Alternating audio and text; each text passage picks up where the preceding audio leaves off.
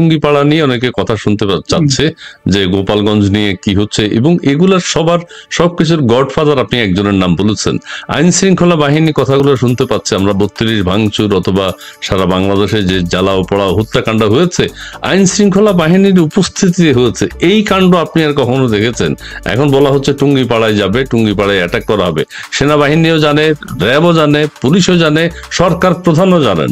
সেই ক্ষেত্রে কি করণীয়, এটাকে কি মনে হচ্ছে আপনার? এইটা আমি দেখি যে এটার একটু পেছনে না টানলে আমরা জিনিসটা, আমার ব্যাখ্যাটা বোঝা যাবে না। আমি মনে করি জুলাই আগস্টে যে জঙ্গি উত্থানটা হয়েছিল সেই উত্থানটাকে তারা বিপ্লব নাম দিয়েছে। বিপ্লব নাম দিয়ে তাদের যারা তাত্ত্বিক ছিল, হ্যাঁ, তাত্ত্বিকদের মধ্যে ছিল তাজ হাশমি, তাত্ত্বিকদের মধ্যে ছিল আপনার মাহমুদুর রহমান, তাত্ত্বিকদের মধ্যে ছিল আপনার এই ফরহাদ মজার, তাত্ত্বিকদের মধ্যে ছিল আপনার পিনাকি। হ্যাঁ, এদের বক্তব্যটা কিন্তু খুব স্পষ্ট। এরা ইউনূসকে গালাগালি পর্যন্ত করছে যে আপনি আওয়ামী লীগকে মেরে ফেলতেছেন না কেন, সব আওয়ামী লীগকে মারছেন না কেন, ধরছেন না কেন। সুতরাং এই জিনিসটা যদি আসলে বিপ্লব করতে হইতো তারা, তাহলে আওয়ামী লীগকে মেরে ফেলা ছিল এইটার, এই বিজয়টাকে সংহত করার একটা পদ্ধতি। সেই তাহলে কাদের মারতে হবে? যদি আপনি ধরে রাখি যে 5ই আগস্ট বাংলাদেশের 40% মানুষ আওয়ামী লীগের সমর্থক ছিল, আজকে যেটা 60-70% হয়ে গেছে, তাহলে এই 40% লোক সবগুলোকে যদি তারা মেরে ফেলতে পারত, এবং যে কোনো বিপ্লবে কিন্তু তাই হয়েছে, যে প্রতিপক্ষকে মেরে ফেলা। এখন ওরা 4-5 হাজার মেরেছে, পুলিশ মেরেছে 3000-এর উপরে। হ্যাঁ, কিন্তু ওরা দেখেছে যে আসলে মারতে গেলে 6-7 কোটি মানুষকে মেরে ফেলতে হবে। সেই কাজটা যখন তারা করতে পারে নাই, এটা বিপ্লব হোক, এটা জঙ্গি উত্থান হোক, এই প্রজেক্টটা, পুরো প্রজেক্টটা আপনার ফেল করেছে, এতে আর কোনো সন্দেহ নেই। আচ্ছা, সাথে সাথে তারা যেহেতু 4 কোটি মানুষকে মেরে ফেলতে পারে নাই, 6 কোটি মানুষকে মেরে ফেলতে পারে নাই, এই জঙ্গি উত্থানটা ওই জায়গায় কিন্তু এটা সম্পূর্ণ ব্যর্থ হয়ে গেছে।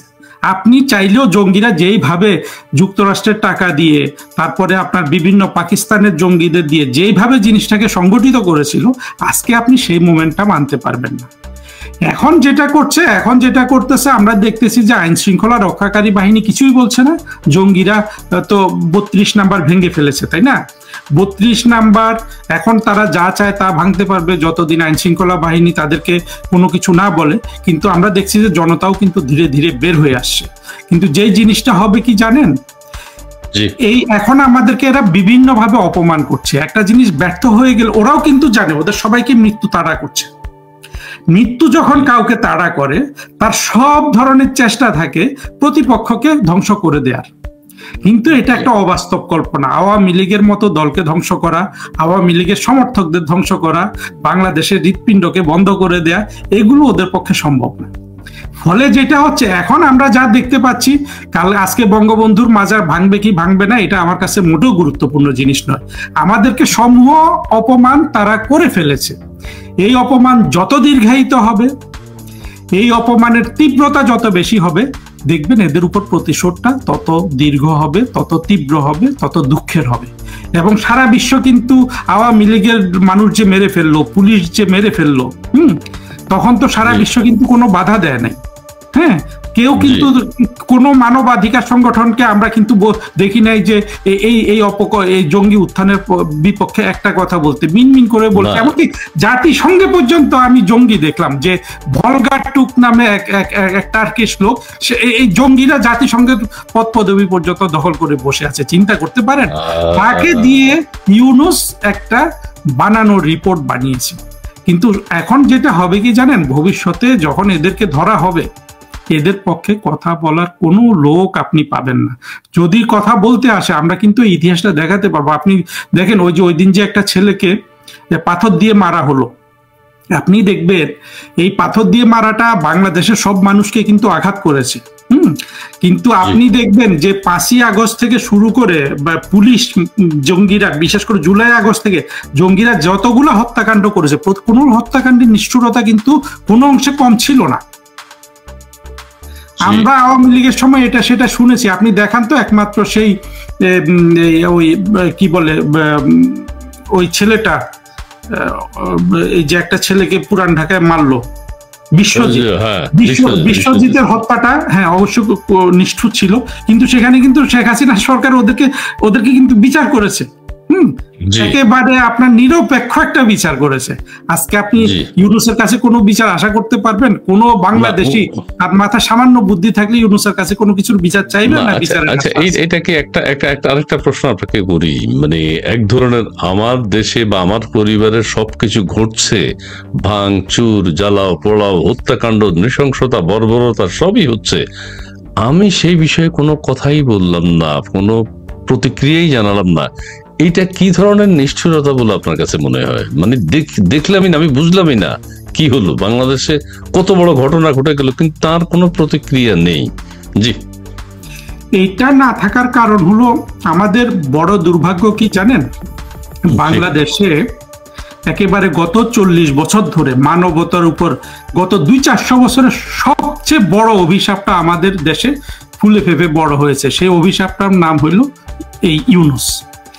এবং পিনাকি, ইলিয়াস, ফরহাদ মজহার, মাহমুদুর রহমান, বিশেষ করে এই 4 জনের মতো ক্রিমিনাল মাইন্ডেড জঙ্গি এবং আপনার সন্ত্রাসী কোন রাষ্ট্রে 200-400 বছরে একজন জন্মগ্রহণ করে।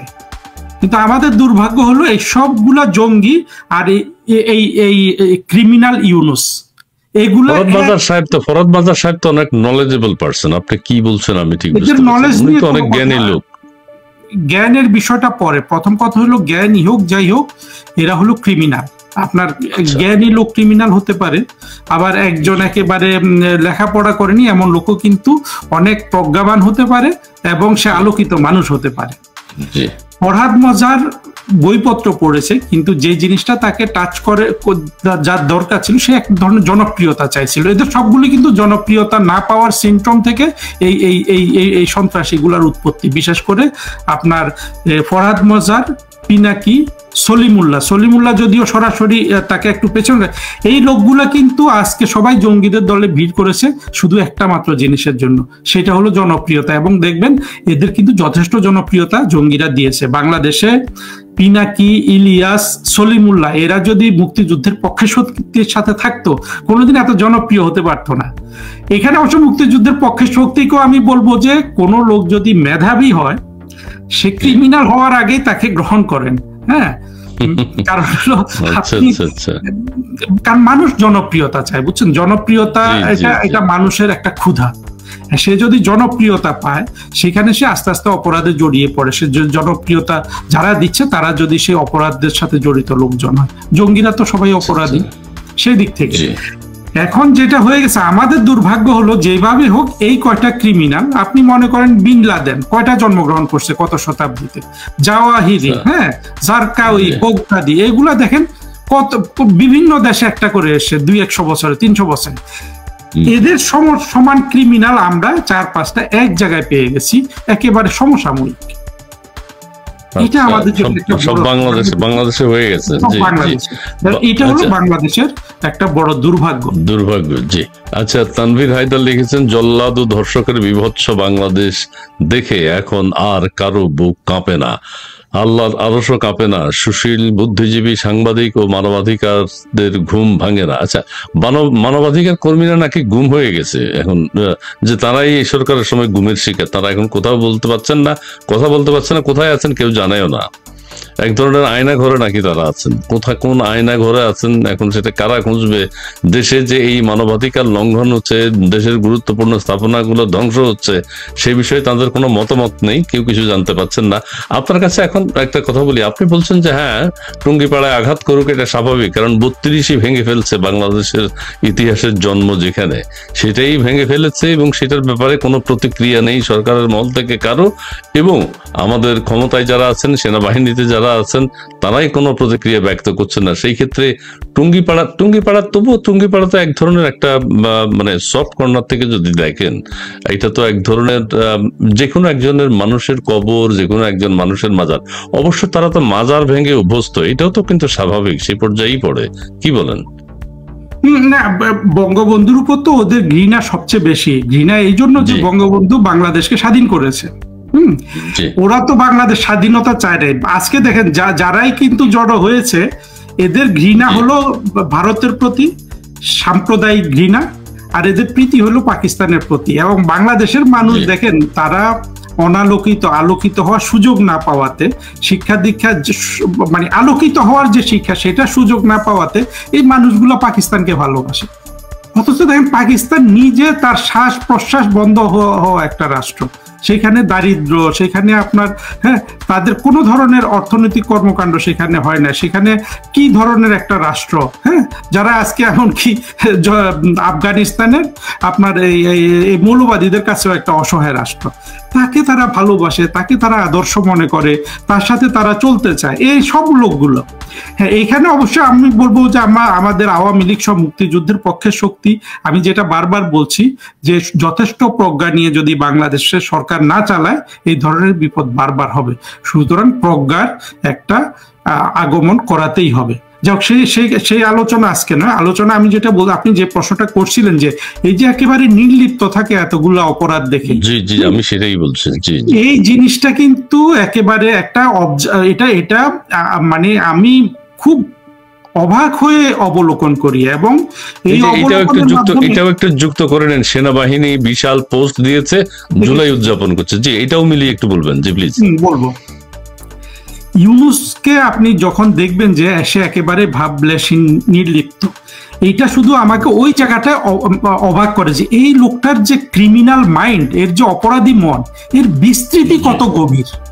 আমি যখন দেখি ইউনূস যত নির্লিপ্ত, এর মানে হলো তার অপরাধ প্রবণ মনের বিস্তৃতি গভীরতা তত বেশি।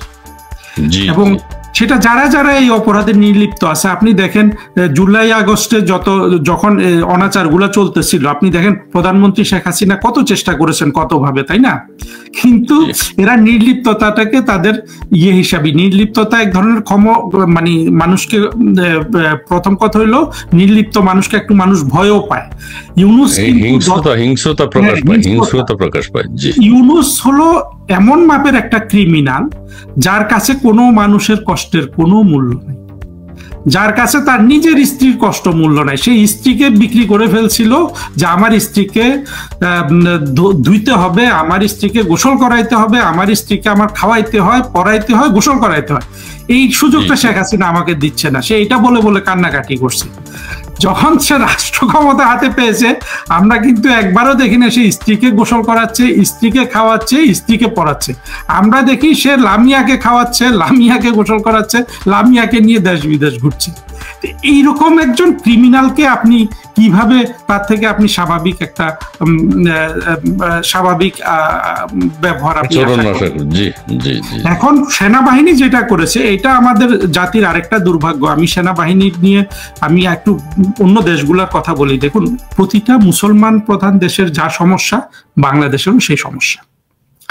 বাংলাদেশের অভ্যুদয় হয়েছিল অত্যন্ত একটা সোনালী স্বপ্ন বুকে নিয়ে যে বাংলাদেশ হবে একটা আধুনিক গণতান্ত্রিক রাষ্ট্র। এবং এটা যদি হওয়ার সমূহ সম্ভাবনা 72, 73, 74, 75 বঙ্গবন্ধুর হত্যা কাণ্ড সংগঠিত হওয়া পর্যন্ত কিন্তু এই সম্ভাবনাটা ছিল। এবং সেটা যদি হতো তাহলে বাংলাদেশ হতো একমাত্র আদর্শ একটা গণতান্ত্রিক রাষ্ট্র পৃথিবীতে। কিন্তু বঙ্গবন্ধুর হত্যাকাণ্ডের মধ্য দিয়ে সেই সম্ভাবনাটাকে নষ্ট করে দেয়া হলো। তারপর থেকে মৌলবাদের উত্থান, বিশেষ করে আপনার প্রেসিডেন্ট জিয়াউর রহমান পুরো পাকিস্তানি রাজনীতিটা ফিরিয়ে আনলেন বিভিন্নভাবে। যদি জিয়াউর রহমান যদি বাংলাদেশের স্বাধীনতার মূল চেতনার প্রতি আপনার উনি যদি নিষ্ঠাবান থাকতেন, তাহলে কিন্তু বাংলাদেশের ইতিহাসটা ভিন্ন হতো। এমনকি বঙ্গবন্ধুর হত্যার পরেও বাংলাদেশকে উদ্ধার করার একটা সুযোগ ছিল। কিন্তু সেটা জিয়াউর রহমান থেকে শুরু করে এরশাদ পর্যন্ত, তখন আবার তারা প্রায় 15-16 বছর বাংলাদেশ শাসন করলো। না, একেবারে 96 পর্যন্ত, অলমোস্ট 21 বছর। তারপরে আবার প্রধানমন্ত্রী শেখ হাসিনা রাষ্ট্র ক্ষমতা পেলেন, তারপরে 5 বছর পরে আবার সেই ক্ষমতা চলে গেল 7 বছরের জন্য শেখ হাসিনার হাত থেকে। তো শেখ হাসিনা আসলে অত সুযোগ পান নাই, কারণ যখন তিনি 96-এ ক্ষমতা গ্রহণ করছেন তার আগেই কিন্তু বাংলাদেশের যে আপনার রেডিকালাইজড হওয়া পাকিস্তানপন্থী রেডিকালাইজেশন পুরোপুরি সম্পূর্ণ হয়ে গেছে। যাও, যে জায়গাটা আমি সেনাবাহিনীকে যে এখান থেকে দেখি, আমি যে কথাটা বলার জন্য এগুলো বললাম, বাংলাদেশ তো বঙ্গবন্ধুর হত্যার মধ্য দিয়ে আপনার একটা আধুনিক গণতান্ত্রিক রাষ্ট্র হওয়ার প্রথম সুযোগটা নষ্ট হয়ে গেল বাংলাদেশের মানুষের জন্য। তারপরে সেটা আর কখনো পুরোপুরি ফেরত আসেনি, কারণ যখন শেখ হাসিনা 2009 সালে সরকার গঠন করেছেন অনেক অনেক কিছু ঘটে গেছে। আপনি দেখেন বিশ্বের অন্যান্য দেশগুলা, আজকে তুরস্কের কথা চিন্তা করেন, তুরস্কের যে রাষ্ট্রপতি আছে যে এরদোগান, হ্যাঁ, সে কিন্তু এই বাংলাদেশের জঙ্গিদের মতো জঙ্গি না, বাট ইসলামিস্ট। কিন্তু তার পরেও সেই রাষ্ট্রে একেবারে খুব যোগ্য সেনাবাহিনী তৈরি করে গিয়েছিল এই আধুনিক তুরস্কের প্রতিষ্ঠাতা কামাল আতাতুর্ক। আপনি সেই সেনাবাহিনী পুরোপুরি সেকুলার, অর্থাৎ আধুনিক রাষ্ট্র ব্যবস্থার সাথে তারা সম্পৃক্ত, তারা সেইভাবে গড়ে উঠেছে। হ্যাঁ, সেইখানে